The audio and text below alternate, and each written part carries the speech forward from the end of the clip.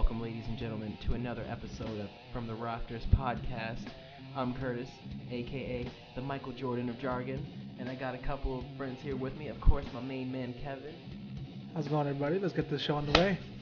and of course, one more special guest, Hey guys, it's Yumi. Back. my man Yumi. He's back like he never left. So of course we're gonna go over Raw. We got a couple rants to talk about and some notes. Let's go ahead and jump into that. Can I start this off? It's a very bad mood. It's a very sad day today. We're repping hard too. Our Capitals lost today. We're a It's little Why'd salty. you bring this up? I have to let the people know. I It's a have to let downer. I have to let the people know where we're coming from today. I think they deserve to know. You know, we're all a little upset right now. We can hear it in your Little- voice. A little heartbroken. Game 1 and 3 didn't go our ways. You know, let's bounce back in Game 4. Just had to throw that out there. Let's get it started. Root for the red. Root for the red. The last two weeks of Raw has been pretty dull. Let's be honest. It's that WrestleMania hangover that really it's killing the show right now. Yeah, it's driving me nuts. We did get like two sweet matches from Adrian Neville, though, for the past 2 weeks. That's really been like the highlight of Raws, really, these past 2 weeks since And WrestleMania. Neville's definitely come up and he stepped up ever since he's gotten into the main roster, which has been a good thing to see. His matches are always must see, and I think he's got potential there, and it's only a matter of time before something happens with him, and we'll get into that a little bit later in terms of what he gets into. But I just feel like the shows overall there's nothing there. It's dry, it's cut, it's progressing, but at the same time, it's not giving us something new or something big. Which it's sad to say at this point is something that's kind of killing the show. Yeah, they're in Europe this couple weeks. They've cut back on what they have in Europe and all that, but I think they still have to give us something, and hopefully it's soon. We have Extreme Rules next Sunday, I believe it is. So this is probably going to be the go home Raw before Extreme Rules. So I mean, we got to wait and see what happens. This week should be interesting. You know what I am really happy about, though, is the open challenges that they've had with the U.S. and Intercontinental title. We'll talk a little bit more about that later, but Well, I just wanted to bring that up. Let's get into the U.S. title, because I mean that's something that we're seeing on a weekly basis on Raw.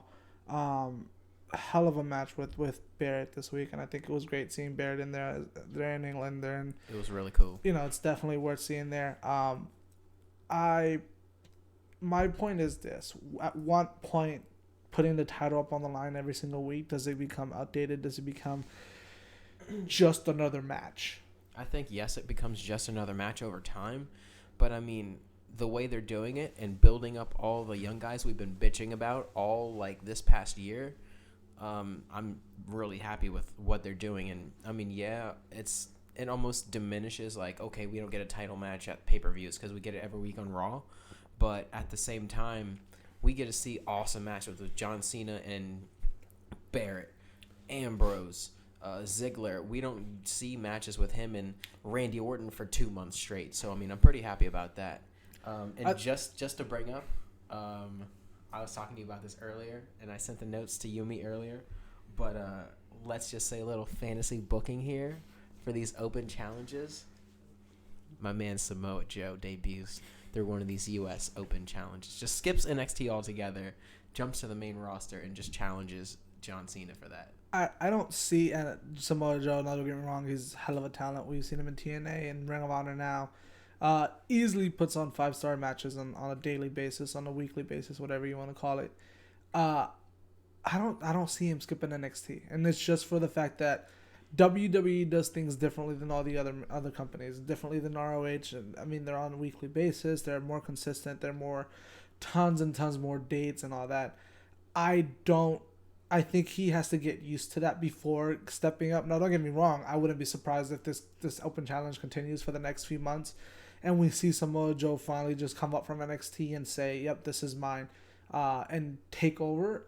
But at the same time, you could say that about anybody in NXT right now. Who's gonna be that guy that jumps up and goes, "This title is mine," and goes, "You know what? This is. I'm gonna answer that challenge, and I'm gonna win that challenge."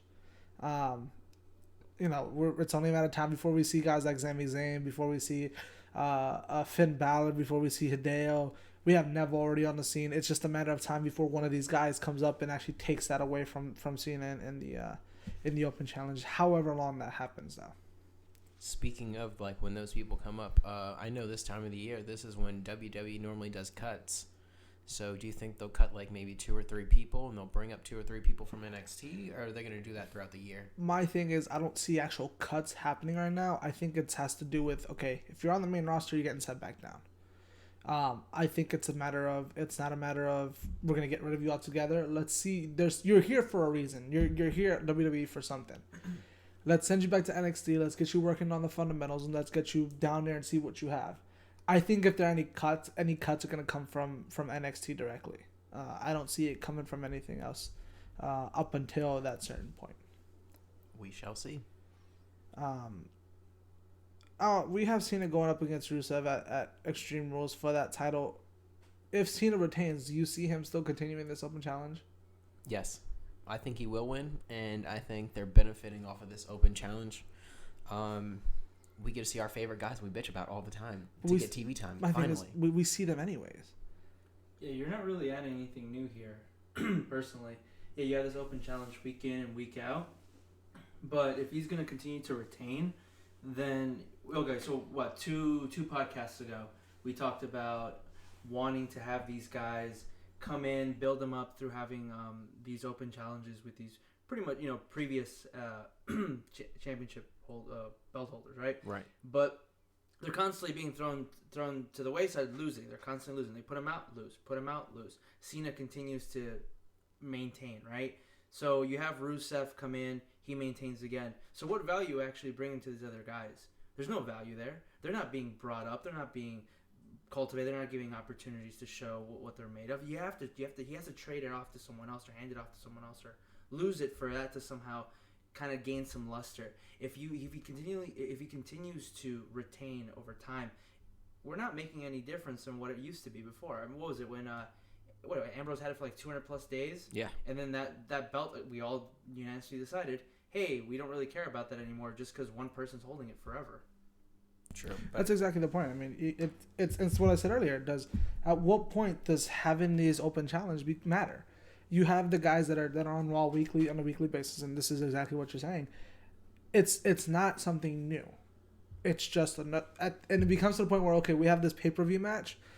Why have it on a pay-per-view when I have it on Raw? You've been doing it on Raw all month long. Why not just keep doing it on Raw? It takes away from the fact that it's a championship.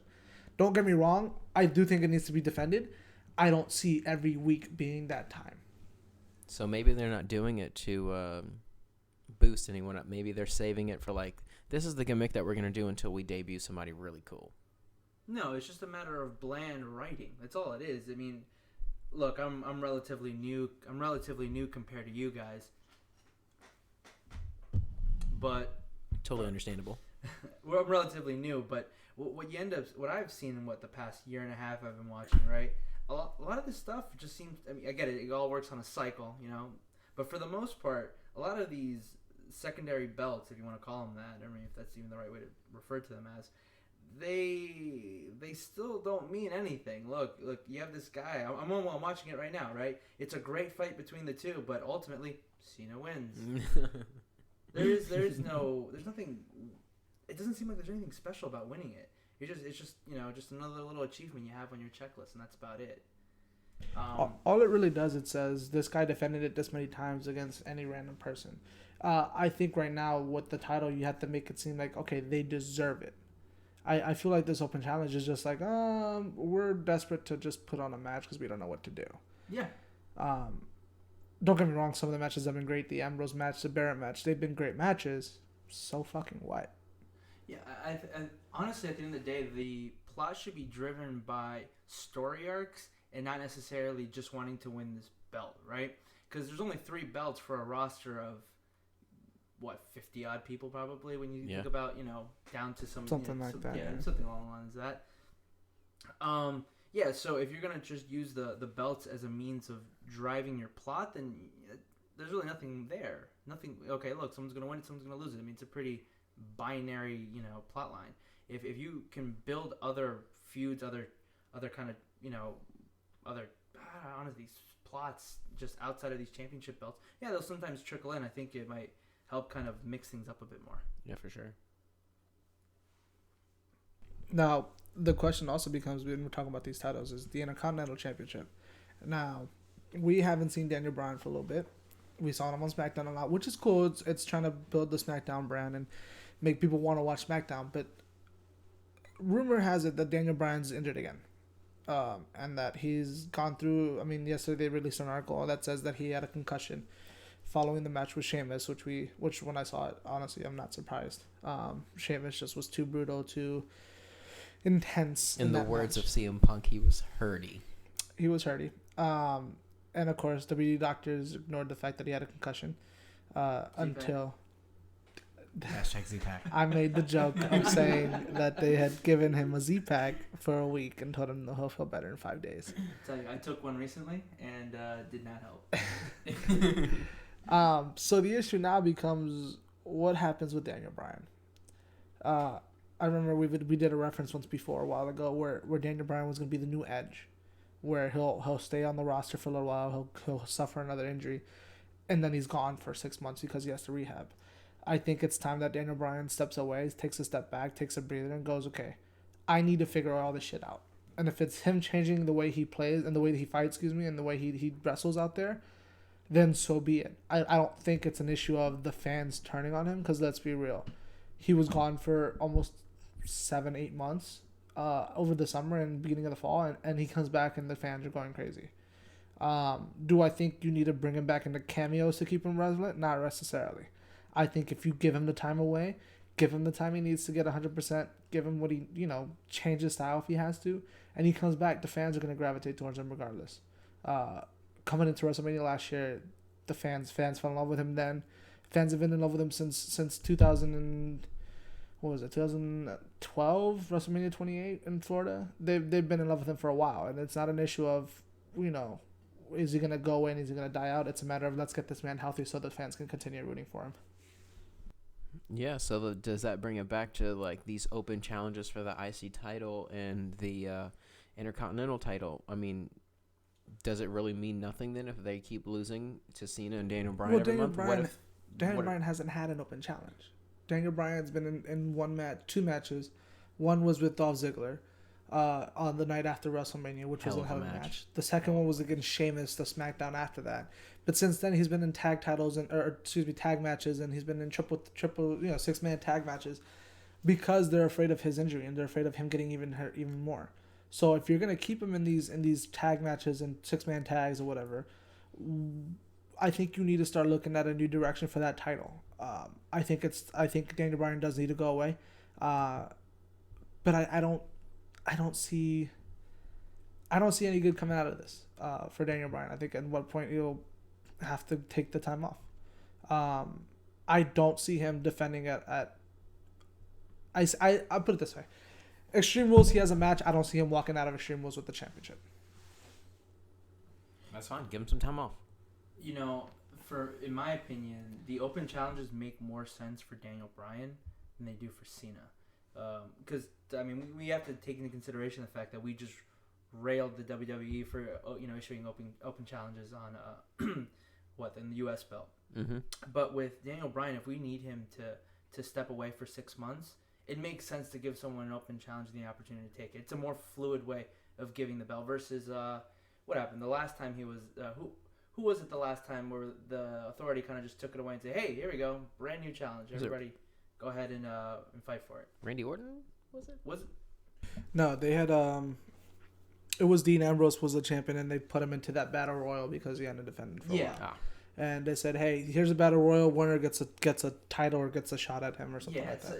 It's not as organic as he puts it out. It comes from him. He puts it out. He has a great match, loses it, and then maybe that lets someone else take an opportunity to be in the limelight. But versus Cena, where it's just I still don't see any reason for him continuously defending. I think we have Cena. We have that super Cena mentality. Cena's never going to lose that easy. He's never going to lose on Raw that easily. And if he's losing the belt, he's losing it at pay-per-view because that's where it's going to make more sense for one of the top guys to lose it. I think having Daniel Bryan do the open challenges also gets the fans behind him even more. It's a match the fans want to see. Let's be honest, the fans don't really like John Cena. It's hard. true. I mean, the fans boo him every chance they get, and it's just something where he just doesn't. He's irrelevant to the fans. Whereas Daniel Bryan is, of course, the biggest fan favorite, biggest babyface in the world at this moment. You'd get more pop for his matches and his debuts or his defense. Who would you guys like to see go against Daniel Bryan? If he has to take that time away. To lose to hold the belt for? Well, the question, it doesn't matter if is it necessarily lose the belt to them, or is it just kind of relinquish it and somebody else takes it? Oh, man. I don't That's know. fine. Luke Harper? I'm down. I'm a Luke Harper guy. I want them to build up Titus O'Neil. He obviously has a mouthpiece.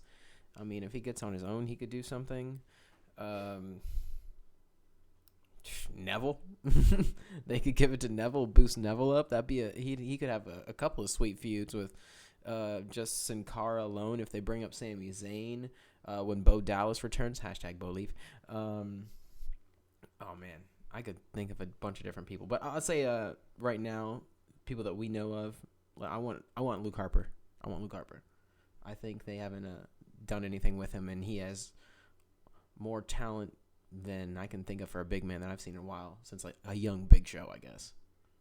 He's definitely got the talent for a big guy. I personally, I don't see anything wrong with Barrett or Ziggler or even hell, give it to Sheamus if you have to. Barrett and Sheamus, to me, they're injury prone as hell. Yeah, but I mean, look at them. I feel like you need it. I still think I'd give it to Barrett over any of the other guys. If we're talking injury prone, look at Daniel Bryan. You can say the same thing about him. He's injury prone. He hasn't healed up yet. It's not a matter of being injury prone. It's a matter of how they take care of themselves in these matches and in the matches that they're in. You know, how Cena, at one point was injury prone, going back-to-back surgeries and having those issues, and he still stayed out there. CM Punk was injury prone for a year and a half while he was WWE champion. The injury prone has nothing to do with if you can fight through those injuries and if you can get through those injuries. I think Daniel Bryan is a situation where you can't fight through that injury unless you want to end your career next 2 months.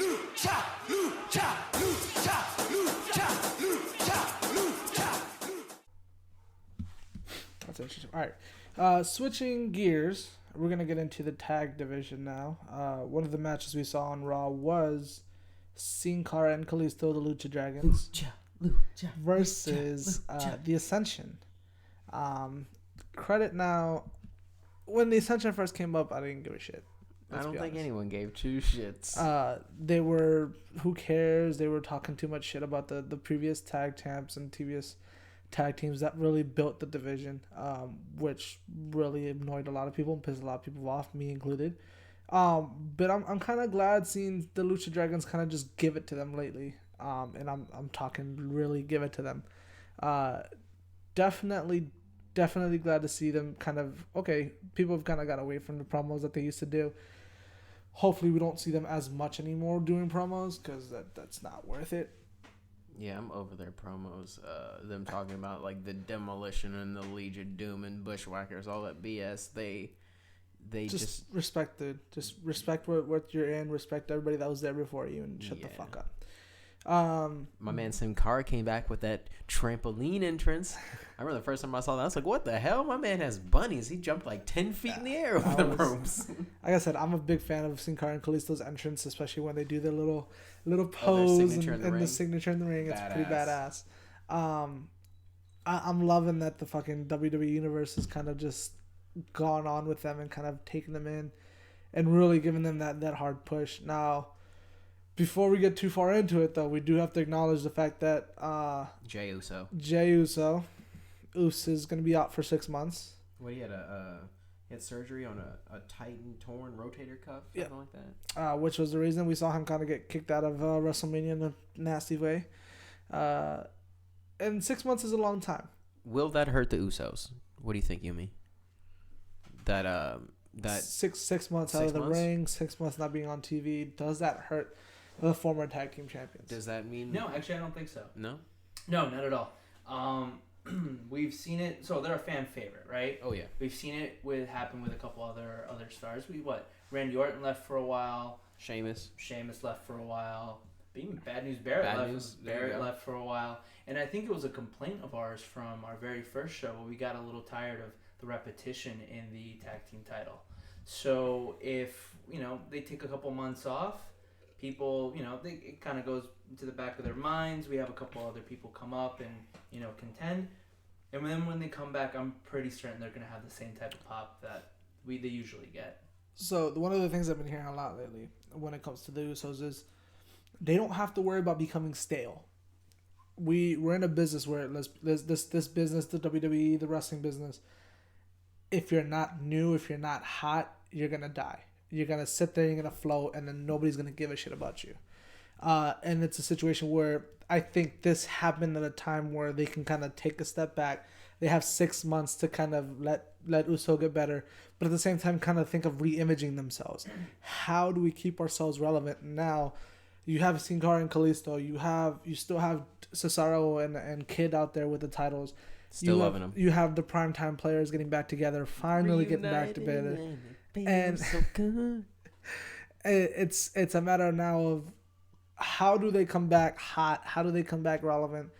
And how long will it be before they get the titles back? Does this mean that they bring up a tag team from NXT? Well, that's why you have Kalisto and Sin Cara. They've kind of taken the spot that the Usos were. They're the fan favorites now. They're the ones that kids love. The fans are all loving it. They're that replacement for Jimmy and Jey Uso. I think that though going forward, you still might look for one or two other tag teams to emerge and kind of come out from that. But at NXT right now, I don't think so. I think you're kind of stale on tag teams. You have Enzo and Cass. You have Blake and Murphy. But who else do you have as a tag division then in NXT right now? And if you pull one of those up, you've just dried out the entire NXT tag division. Once NXT gets their tag team back up and ramped up and get more people down there, then yeah, you can start looking at who's coming up next. But I think this kind of helps them out a little bit. Lets the fans kind of forget about them and then want them again, I guess you could kind of say. If I could do some fantasy booking, SummerSlam is where this year? New Jersey? New York, Brooklyn. Who reps over there from NXT? I could spell it out for you guys. Just saying, Kaz and Enzo debut at SummerSlam would be really cool. I don't think it's going to happen this year. I think it's way too soon for them. Don't get me wrong. Enzo on the mic is money. It's gold. It's guaranteed hotness. I believe he referred to himself as the Smack Talker Skywalker. Super hard. Skywalker. I think that they're just at this point right now. I think they still have a lot of growing to do in NXT. They've come up a lot within the last month down in NXT, which is great to see. But I still think they got leaps and bounds to go before getting the call up. All right. Sin Cara and Kalisto versus the Ascension was a decent match. Again, Kalisto's super over. The question, but again, now becomes a question of how long. Because let's be real, the last 3 weeks we've seen the same stuff out of them. Do you mix it up a little bit? Do you give them a loss to kind of make them kind of question themselves? What happens next with them? I don't think they should take an L unless it's at a pay-per-view. Where it should matter, not on a Raw or a SmackDown. Okay. But it is nice to see them come up, so I'm happy about that. Do they get the next shot at the titles automatically? I think it's gonna be like an open challenge, maybe a 3-way tag match between them and the Ascension, and they can mix it up with someone else, I guess, primetime. But I think by SummerSlam or at the end of SummerSlam, we're going to see Sin Cara and Kalisto hold it down with the tag team titles for sure. I wouldn't be against that, but at the same time, I wouldn't want to see Cesaro and Kid lose those titles anytime soon. I'm a big fan of those guys. I think they're probably the best two people to be in a tag team right now, just pulling random people together. The chemistry that they've gotten in the ring and the building is amazing. And then Natalya being there on the ring side is... Every good tag team needs a manager, and I think she's going to do a great job doing that for them. Yeah, she needs to be bad. She needs to be a heel or something like that. Just trip somebody up while they're going up against the ropes or something like that. We need to see something out of that. She needs something more out of that. She's got that evil smile, kind of. I like it. But speaking of tag teams and NXT strengthening up their tag teams, the Briscoes re-signed for another 2 years to ROH. Now, what I'm hearing, I don't know if you guys heard or if it's even true, but I just want to throw it out there. I heard that WWE made an offer. ROH made an offer. They went back to WWE. WWE stuck to their guns. They said, this is what we're going to give you. Take it or leave it. They left it. So we have to wait another 2 years. Really, I mean, that's a disadvantage to WWE right there. The Briscoe brothers as a tag team would have increased the tag team division completely. The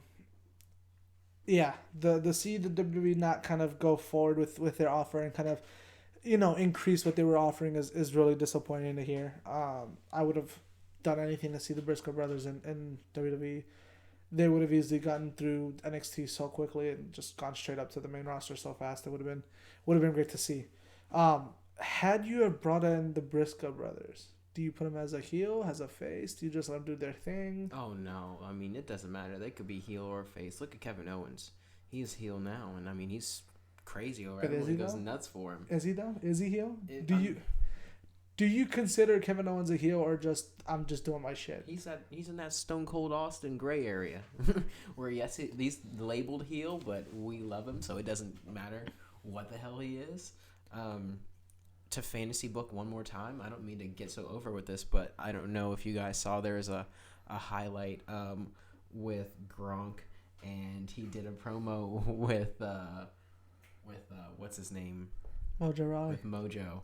And he had talks with Triple H. He was like, yeah, man, what do you think about this? And he was like, well, I see myself in the business one day. Like, it'd be a cool idea, but he didn't really commit to it. First off, you're talking about an NFL player that makes millions and millions of dollars. He's not giving super that up. Injury prone. He's not. And he's mad young. Oh, God. He's not giving that up for WWE. No, obviously not. Second off, I don't think the Patriots would even think about letting him do that. I think the promo is far enough for what they're letting him do. Jump, you're big on NFL. I don't know if you have anything to say about Gronk, or don't really give two shits about Gronk. Or I am a very big fan of Gronk. As a Ravens fan, I wish nothing but the worst for him. You hope he in a non-lethal way. I hope he goes on another giant party tirade and breaks his arm again. Yeah, I don't see. I mean, WWE loves stunt casting. I don't think that goes far. I don't think he becomes any kind of actually in-match wrestling deal. I think it's just a, hey, we have Gronk on the show. Take a look. That's all it is. And on top of all that, he's kind of a meathead. So imagine him on a mic. Oh, God. We got right back for that already. Cringeworthy. So. That's the only thing. The way Gronk back. They call him Gronk. Oh, God. Next on Raw, we had Randy Orton take on Cesaro. Then kind of take on Cesaro and Kid at the same time. Sounds awesome on paper. Sounds awesome on paper. The finish was amazing. Huge RKO on Kid, when Kid's jumping off the rope. But the biggest thing coming out of this match is that if Orton would have won, he gets to pick a stipulation for the match that they have. So I think it's a big win for Randy. We'll talk about the stipulation in a little bit once we get into Seth Rollins' match. But I think it's just, it's another match. It's a filler. Orton wins it. No big deal. Hoorah, he gets to pick a stipulation. It was relatively quick match. That being said, we had Rollins originally set to go up against Ziggler in his match, but Kane decided to change it up, and it became Kane versus Seth Rollins. A lot of back and forth in the back about should Kane just lie down and let Seth Rollins win. It's all about the authority. I feel like this is leading to Kane eventually just leaving the authority, and just kind of just saying, fuck you guys, I'm on my own, or I retire, I quit, whatever the hell you want to go from there. But that's kind of the feeling of it. He's so anti Rollins at the moment that it just doesn't matter to him at this point that he's champion or that he's got to help him out or anything like that. Yeah, we saw Daniel Bryan come out and met him up in the hallway, and he was just like, hey, this isn't the old Kane I remember. This is definitely not the Kane I tag team partner with, because he definitely wouldn't have taken any of this shit. And I think we're slowly going to see the return of Masked Kane. Corporate Kane was fun for a little bit, but I guess we're over Corporate Kane was not fun. There was nothing fun about Corporate Kane. I enjoyed Corporate Kane. I'm still waiting for an alternate costume in WWE 2K15. Him in slacks. That's all I'm waiting for. I'd be surprised if he's actually in there with slacks. That'd be funny. So yeah, the match, Seth Rollins versus Kane. It was a long time. Kane lays down, takes the first pin, but actually kicks out at 2. Rollins goes crazy, the Stooges go crazy, and Kane ends up choke slamming Seth Rollins. Now, at this point, I thought he's done. He's going to tombstone him. It's going to over. It's not going to win it. But then we see Kane just lie down and take the loss, which I think is kind of upsetting. But, we'll see how that goes. Triple H and Stephanie are back on Raw on Monday. We'll see what they end up doing with that. So now we have the stipulations. Randy Orton has called for a steel cage match. And Seth Rollins has banned the RKO. Personally, I think we see we see fucking Orton. Yes, I know. I was about to say CM Punk. Don't you fucking look at me like that, damn it. I think we see Orton come back with a punt and try to punt Rollins' head off. Just because that's the only other thing he can do other than the RKO. I don't see him doing anything else. But even then, I think Rollins retains, no big deal. Which I would be excited for, because then we get to see him at AwesomeCon next month with the title, which will be badass. May 29th. Can't wait. Buy your tickets, folks. Oh, God, what have we done? Corporate shell. Oh, God, what have we done? So it'll be an interesting match. Like I said, I still see Rollins coming out of Extreme Rules with the title. No big deal. If you were Rollins, what stipulation would you have made? Think about that. He has his RKO. Yeah, he picked the better of the two. Steel cage. You still have the guys on the outside of fucking. I would have had at least Jamie in there as my special guest referee. That would have been my guy. What is he gonna do? It's Jamie fucking screw over Randy. But doing what? Not counting. So he can climb out of the cage. Nah, we got Joey outside holding it down to catch him when he falls. No, because both Seth and Jamie are gonna be out there pulling him back down. Yeah, gonna do shit. You know damn well Rollins is not climbing no cage. Yeah. Awesome. I can't wait. Yeah, like I said, Raw these last couple weeks have sucked. Nothing big coming out of them. It's been whatever.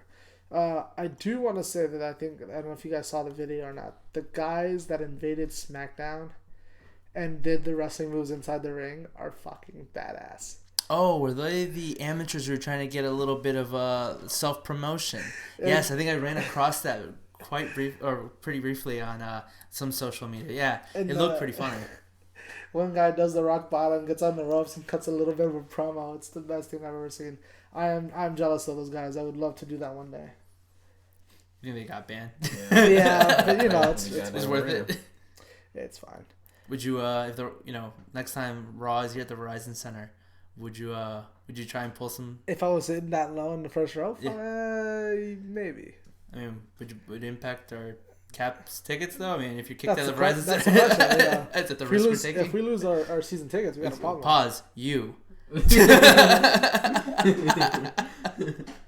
Fuck you. What else we got? Some TNA news. Apparently Taz has left TNA. Taz has parted ways with TNA. You know what that means? In June. In June they're coming up with the Tough Enough. He's not hosting Tough Enough. No, he could be a coach on there. He's not doing shit. You don't think he has nothing to do? Well, he's definitely not going to come back as a commentator. They have like 17 commentators in the works for They NXT. need to fucking get rid of Byron Saxton. Byron Saxton needs to be demoted. That should have been Renee Young. Don't get me started. But also with TNA, and this is something I want to bring up. So apparently there's issues with Destination America, which is the channel that broadcasts TNA on Friday nights. And apparently Destination America is trying to make the rules on how TNA does its work. Yeah, I think we already see that now with the way they do announcing, where they're announcing from a studio instead of ringside, which is super weird. So there's that. There's it's just a step back. Well, here's the thing. They're imposing that any tapings that they produce and that they want to launch on the network has to be done in an American city. That means that they have to cancel their European tour where they would have taped a couple of shows for Impact. They apparently the word coming down is that they're the ones that said Kurt Angle gets the World Heavyweight Championship because he's an American Olympian. Yeah. If you guys could see the face Yumi is making right now, it's And I thought the WWE's agenda of America's Awesome was It was overly patriotic. Oh, dear Lord. Ugh. Yeah. And that's your destination. One of the other things is I forgot who the hell it was, but they want a specific knockout because of the way she looks to be the knockouts champion, the Divas champion. I feel like if this was WWE and USA was doing the same thing, I think WWE would be like, you know what, fuck you guys, we're going somewhere else. I absolutely agree. Channel. I don't think I don't think the networks need to interfere with what these companies are doing. This is their company. This is their product. You brought them in because of what you saw already. Don't go in and change what they're doing, what you originally saw, just because you don't like the way it's going. I think that what they've done has been enough. If you don't like it, then why'd you bring them on your channel in the first place? Why'd you give them that contract to broadcast on your channel? Has there been a dip in ratings or anything that... If anything, there's been an improvement in their ratings. Yeah, then it makes absolutely no sense as to why they'd want to intervene. So that's like I said, that's something that we've seen coming out of there, which is interesting. I feel like that's part of the reason why Taz has left TNA. I don't know that. I don't know if that's a truer factor, if I'm just talking shit. But I feel like that's a heavy reason why somebody would leave a company. I personally don't think that should have happened. I think Destination America needs to stay at their corporate offices, let TNA do what they're doing, and TNA can easily put out a good product at any time. Yeah, check out the Human Podcast Machine with Taz, because his 10th episode is TNA No More. So maybe he talks about it there. I haven't listened to it yet. Supposedly he does. I haven't listened to it, but there's been reports out there that, yes, he is talking about it there. Really quickly, just going out of the what we see on here, there's a couple matches that have already been announced for 4 Extreme Rules coming out next Sunday. Last Man Standing match, Big Show versus Roman Reigns. Ooh, nice. Any thoughts, suggestions, or not suggestions? I predictions? love the Big Show, but I'm going with my man Roman with the Superman punch. Yeah, I agree. I think. I mean, we made the joke all the time about make Roman Reigns look strong ever since the Colt Cabana podcast. What other way are you making Roman Reigns look strong but by taking that ass whooping that the Big Show gave him on Raw and just having him walk out like no big deal? He refuses any help and he walks out on his own. Come on, you're still making him look strong. I see Roman Reigns winning that only because he's gonna probably get up from the knockout punch and just be like, you know what, you can't knock me the fuck out. And apparently they have a kiss me arse match. Kiss me arse. It's Irish for kiss my ass. No, thank you. You had that look like you didn't know what the fuck was going on, so I just had to make it clear. Sheamus versus Dolph Ziggler. Ooh, that's gonna be classic. Sheamus is gonna win that one. Only because I don't know why I can already see Dolph Ziggler just fucking getting his face shoved into Sheamus's ass. It's really bad to say. Yeah. I think a little more fantasy came out of that statement. Okay. Tell us a little more about what you're thinking. No, God. So far, Paige versus Nikki Bella is supposed to still take place. I personally think we see that change tomorrow on Raw. I know that Paige and The Miz are supposed to go off to make another WWE movie. And that little... Paige and The Miz? Paige and The Miz. No, that's a... Alright. Why The Miz? Why Some kind of hell? Well, The Miz is apparently... They can't do anything with The Miz. The Miz needs to be a manager, okay? Fuck The Miz. No.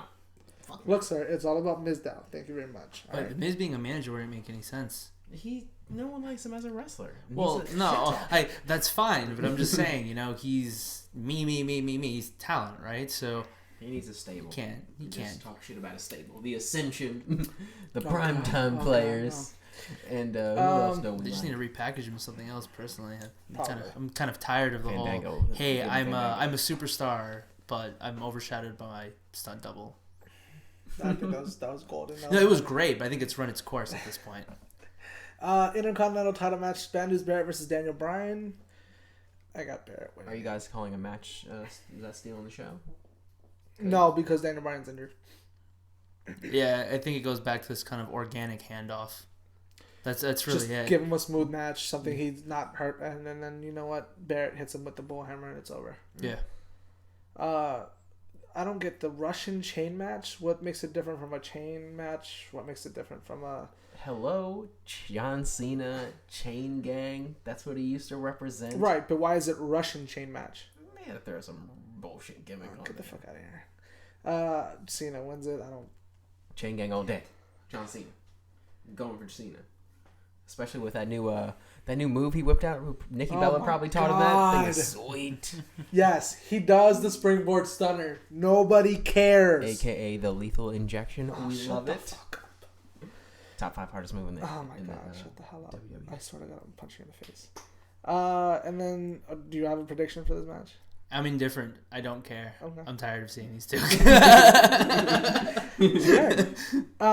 And finally, a steel cage match for the World Heavyweight title. Randy Orton versus Seth Rollins, where the RKO is banned. What move does he use if the RKO is banned? The punt. I told you already. He goes for the punt. That's too much feet stuff. We see the punt. It's definitely one-sided stipulations, man.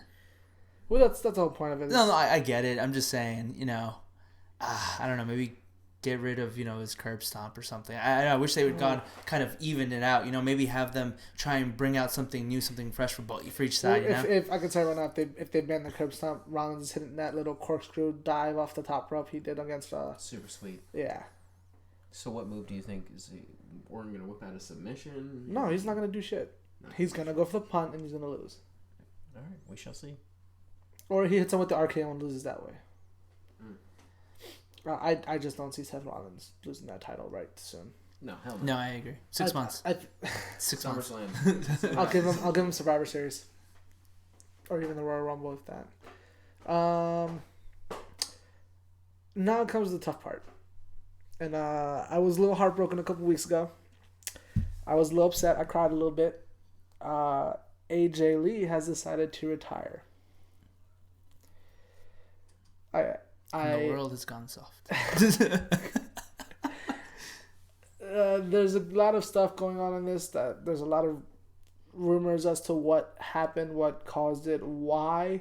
Oh, come on. We all know what her association is with who she's married to, and that's clearly why. I mean, come on. Here's my thing. I think that, yes, he had something. I think there was something there. There was some influence there. But I don't think it's a negative one. Mm. People are saying, "Oh, she's pulling the punk. She's getting out, whatever." In her prime.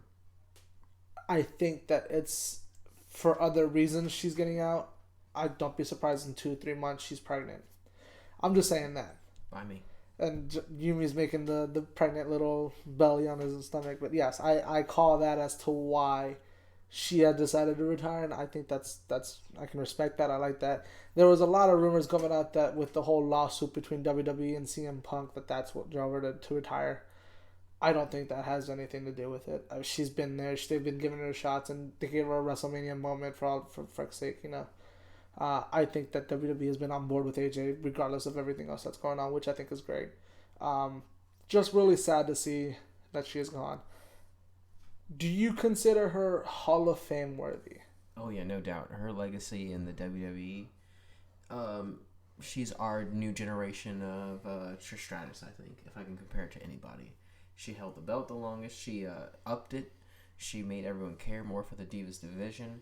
And she even had a little spat with Stephanie McMahon over a span of 2 weeks. I mean, I think without AJ Lee, the Divas division wouldn't be where it is today. And we'd be still seeing Alicia Fox and the Bellas and Rosa Mendez. Oh, God. Now, Paige by herself, I don't think could do it without. And I think Paige and AJ had probably the best matches in a while that we have seen on TV and we have seen on pay-per-views. And I think the Bellas and AJ would have put on a great match as well. Do you think she's Hall of Fame worthy? Yeah, no, I couldn't have put her any better myself, to be honest. Yeah, longest reign holding the belt. How many times did you hold it? 3? 3 times, tied for the most title reigns. 3. Yep. I think I agree with you guys in terms of Paige not being able to do it by herself. It was just, if you really look at them, if you look at the entire roster of the Divas division, right? Paige and AJ, there's just something about a little bit different. They're not, I guess they're anti-divas. Well, they're anti-divas. They're the little tomboyish kind of attitude really kind of helps, put in a little more in a more serious light than a lot of their matches, right? I remember when I would watch like Summer Rae go at it with what was the the other side broad for Fandango. What was her name again? Rosa Mendez. Exactly my point. Make it just no one cares. It was your bathroom break. When I would see Layla. It was Layla. Sure, there we go. Layla, Miss Neckbreaker herself. Miss Neckbreaker, who almost killed. Oh yeah, that GIF I showed you guys. That was her, wasn't it? Yeah, but it was. There were times where I'd actually be interested in watching AJ and Paige go at it, and it's kind of this mutual. You kind of need one and the other, but AJ definitely stood on her own. So yeah, definitely Hall of Fame worthy. Without a doubt. The matter of question is now, when does that happen? And probably won't see it for a couple of years, but. Without a doubt, I think she's definitely in the Hall of Fame. So sad. Once the settlement, I honestly think once that everything clears up between Dr. Z-Pac and CM Punk, it's over. That's when we'll see something. Dr. Z-Pac. Dog, it's Dr. Z-Pac. You got a concussion? Here's a Z-Pac. You ever taken a Z-Pac? Never. I know you've taken a Z-Pac. I taken a Z-Pac. Weird. 2 weeks ago. Yeah. Wow. Yeah. It's sad to see her go, but I think it's for good reason. I think it's good for her. Gentlemen, we have come to the end of our show this week. Any last thoughts? Real quick, I'm scared if I botch her name, Noelle Foley. Good God, on Instagram. Noelle Foley. Please check her out. # the hardcore hottie. Have you? Oh, Yumi's just not checking it out. Apparently, she was Playboy's. What was it? Crush of the week. Oh wait. Oh no wait. She was on Playboy. No. Oh okay. I was about to so make a Playboy likes to do this whole random person, you're a random girl, you're our crush of the week kind of deal. Oh, okay. They pretty much. I don't read Playboy. Instagram. I don't. It's something that popped up on Instagram and on her Instagram. It was on her Instagram, I think. One or something like that. But whatever. She's delicious. Foley. God, Great genetics. Thank you, sir. Mm-hmm. I would have known. Foley, we salute you. I'm guessing you just saw. Yeah. I'm looking at it. There's some cleavage work going on. Yeah. This is terrible. I'm not. That's your final thought for this one. That's first off. definitely my final thought. Yumi, thank you for being here with us this week, sir. I just want to say, free my man Ambrose. This is a travesty against Adam Rose. What is going on? I need writing. I need creative. I need to talk to people. Someone get me on the damn line. This is a travesty. Hashtag free Ambrose. Hashtag free Ambrose. Hashtag give Ambrose a chance. Give Ambrose a chance. Guys, thank you all for listening. Thank you for following us. Thank you for sticking with us. We are trying our hardest to get us onto this as soon as we can. We are trying our hardest. Just stay with us. We are gonna give this to you as much as we can. Hopefully big things coming very soon. We're still waiting to see what happens. We'll let you guys know any developments that go on. We'll keep you updated, guys. Keep following us on Twitter at Rafters Podcast, Facebook.com/Rafters Podcast. I'm on Twitter at Greedy1989. I'm on Twitter as well. I got DMV Soul. Don't you dare put out your fucking Snapchat as well. CMoney87. Everyone send him dong pics. No dong pics. Just all dongs. Just even if it's not yours, just find one. Find one on the internet. Just send them a dong. Yeah, it's competition. Whoever sends the best one, I don't know. I'll do something. You'll get a mention on all our pages and on the show the next week. Yeah, and you guys can find me on Twitter at Rafters_Yumi. Guys, it's been fun. We will talk to you guys next time. Send us your emails from the Rafters Podcast at gmail.com. We will answer any questions or anything you guys want to talk about. We'll go ahead and address that on this show. Thank you guys for listening. Again, we'll talk to you guys next time. Free Ambrose.